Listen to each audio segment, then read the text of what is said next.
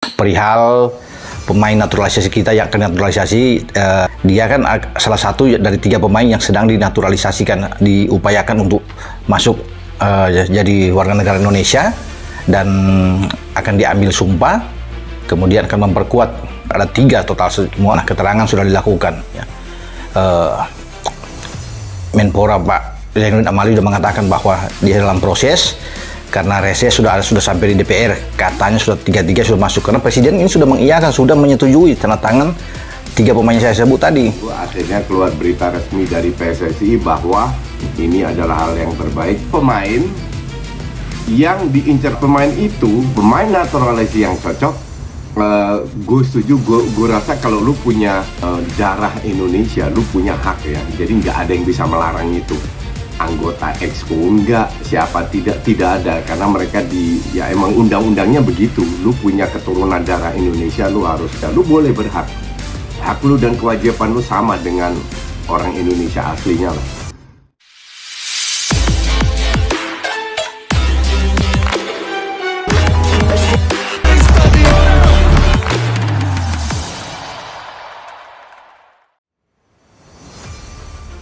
Erick Thohir setujui berkas naturalisasi Erling Haaland, Tijani Reijnders, dan Anthony Santos.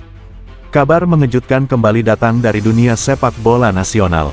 Ketua Umum PSSI, Erick Thohir, resmi menyetujui berkas naturalisasi 3 pemain bintang Eropa, Erling Haaland, Tijani Reijnders, dan Anthony Santos, untuk memperkuat timnas Indonesia. Proses administrasi yang sudah melalui tahapan panjang tersebut akhirnya mendapat lampu hijau dari PSSI setelah menilai kelayakan, legalitas, dan komitmen ketiga pemain.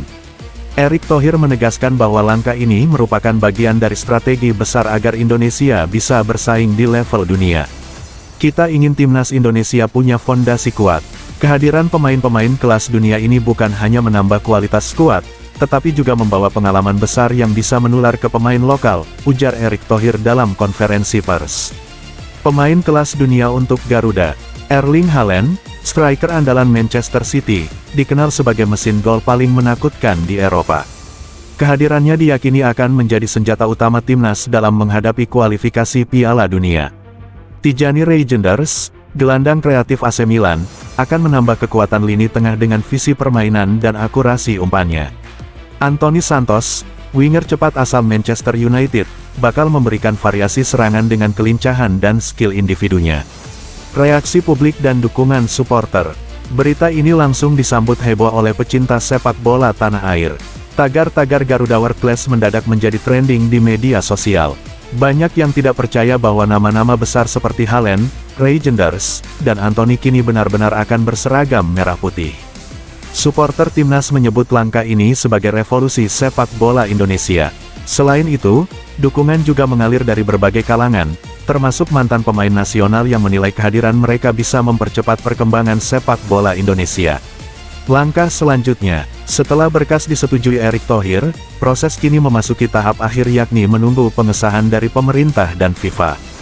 Jika berjalan lancar, Haaland, Reijnders, dan Anthony bisa menjalani debut bersama timnas Indonesia pada laga resmi kualifikasi Piala Dunia 2026 zona Asia. Ini momentum besar. Kami berharap seluruh masyarakat Indonesia memberi dukungan penuh. Kita ingin Indonesia masuk ke level yang lebih tinggi, tutup Erick Thohir. Dengan persetujuan berkas ini, Indonesia resmi memasuki babak baru dalam sejarah sepak bola. Jika tidak ada hambatan, trio bintang Eropa tersebut akan segera mengenakan seragam Garuda dan menggetarkan stadion-stadion Asia. Erick Thohir setujui berkas naturalisasi Erling Haaland, Tijani Reijnders, dan Anthony Santos. Kabar mengejutkan kembali datang dari dunia sepak bola nasional. Ketua Umum PSSI, Erick Thohir, resmi menyetujui berkas naturalisasi 3 pemain bintang Eropa, Erling Haaland, Tijani Reijnders, dan Anthony Santos, untuk memperkuat timnas Indonesia. Proses administrasi yang sudah melalui tahapan panjang tersebut akhirnya mendapat lampu hijau dari PSSI setelah menilai kelayakan, legalitas, dan komitmen ketiga pemain. Erick Thohir menegaskan bahwa langkah ini merupakan bagian dari strategi besar agar Indonesia bisa bersaing di level dunia. Kita ingin timnas Indonesia punya fondasi kuat.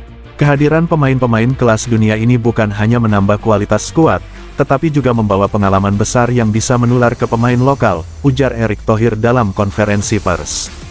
Pemain kelas dunia untuk Garuda, Erling Haaland, striker andalan Manchester City, dikenal sebagai mesin gol paling menakutkan di Eropa.